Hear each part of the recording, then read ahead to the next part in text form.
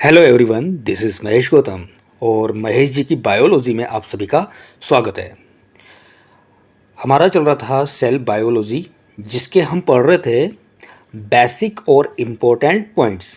बेटा, यहाँ से जो भी हम पढ़ रहे हैं एनसीईआरटी की हर एक एक लाइन को हम कवर कर रहे हैं, जो कि आपके नीट एग्ज़ाम के लिए बहुत ही बेनिफिशियल होगा। तो आप इस वीडियो को पूरे ध्यान से फोकस होकर देखिए। यहाँ से आपके क्वेश्चंस बनने के चांस रहते हैं नीट में। आप देखेंगे, जब आप कंपेयर करेंगे तो PYQ उठाकर देखिए, पिछले 5 सालों के, 6 सालों के या आने वाले जो भी नीट के एग्ज़ाम होंगे, तब भी यहीं से क्वेश्चंस पूछे जाते हैं। तो आप इस वीडियो को पूरे फोकस होकर देखिएगा। ठीक है, तो शुरू करते हैं यहाँ से। सामने लिखा हुआ है फोटोफॉस्फोराइलेशन अकर्स इन। फोटोफॉस्फोराइलेशन कहाँ पर होता है? फोटो मतलब लाइट और फॉस्फोराइलेशन का मतलब हम यहाँ पर सिंपल वे में समझेंगे एटीपी का फॉर्मेशन। लाइट की प्रेजेंस में एटीपी का फॉर्मेशन होना, यह होगा क्लोरोप्लास्ट में। फोटोसिंथेसिस होता है क्लोरोप्लास्ट में, तो वहाँ पर एटीपी का फॉर्मेशन होता है in the presence of light. तो हमारा आंसर क्या हो जाएगा? क्लोरोप्लास्ट।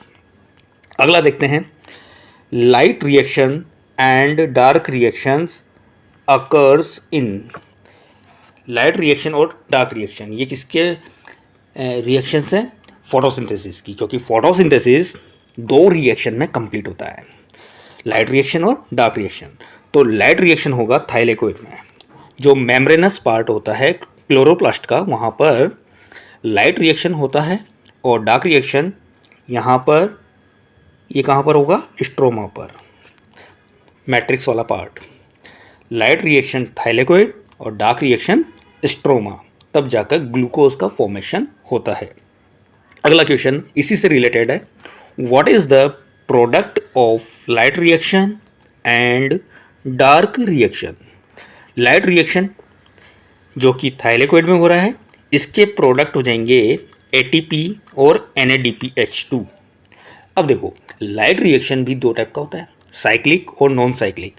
अगर नॉन साइक्लिक फोटोफॉस्फोराइलेशन होगा तो वहाँ पर एटीपी, NADPH2 और साथ में ऑक्सीजन प्रोड्यूस होगा, जबकि साइक्लिक में केवल और केवल एटीपी का ही फॉर्मेशन होगा। तो लाइट रिएक्शन के जो मेन प्रोडक्ट हैं वो क्या हो गया? एटीपी और NADPH2।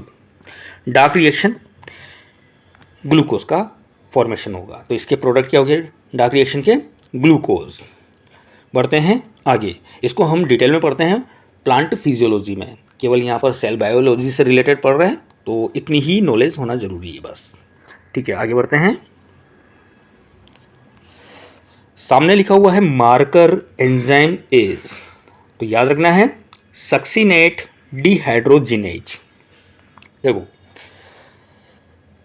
Krebs cycle, Krebs cycle कहाँ पर ऑपरेट होता है, कहाँ पर चलता है?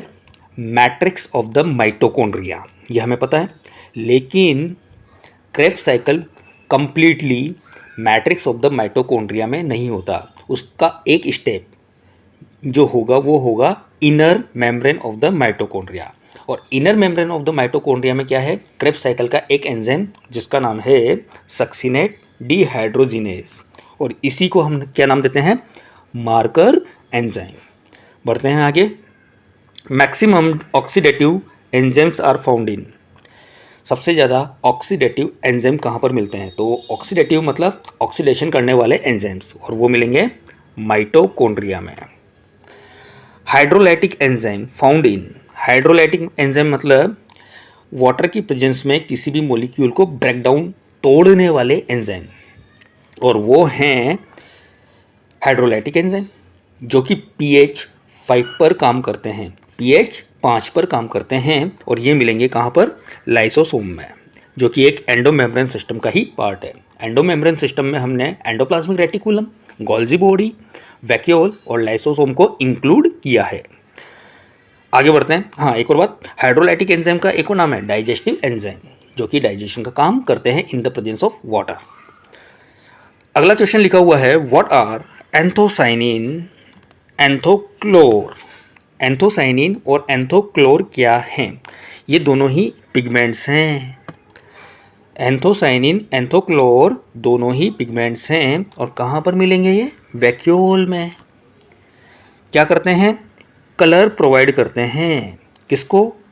फ्रूट की वॉल को और पेटल्स को। फ्रूट की वॉल और पेटल्स को कलर प्रोवाइड करते हैं। जो हम फ्रूट में कलर देखते हैं वो किसके वजह से दिखाई देता है? वैक्यूल में प्रेजेंट पिगमेंट्स के कारण। इसी तरह से जो पेटल रंग बिरंगे दिखाई देते हैं वो भी किसके वजह से? वैक्यूल में प्रेजेंट पिगमेंट्स के कारण। बढ़ते हैं आगे। Explain the similarity between mitochondria and prokaryotic cell. अब हमें बताना है कि माइटोकॉन्ड्रिया और प्रोकैरियोटिक सेल में क्या सिमिलरिटी होती है, क्या समानता होती है। देखिए, माइटोकॉन्ड्रिया एक क्या है? माइटोकॉन्ड्रिया है एक सेल ऑर्गेनल और प्रोकैरियोटिक सेल क्या है? एक सेल है। क्या इन दोनों में सिमिलरिटी होती है? हाँ, होती है। कैसे? Both have small circular naked double stranded DNA. दोनों में ही small circular naked double stranded DNA मिलता है। Both have 70S type of ribosome. दोनों में 70S टाइप का राइबोसोम मिलता है। Biogenesis of both binary fission. दोनों में जो बायोजेनेसिस होता है, मतलब इनको अपने नंबर बढ़ाने हैं तो वो कैसे करेंगे? डिवीजन करेंगे बाइनरी फिजन द्वारा। ठीक है, अब समझते हैं यहाँ पर कुछ लॉजिक। माइटोकॉन्ड्रिया एक जमाने में क्या रहा होगा?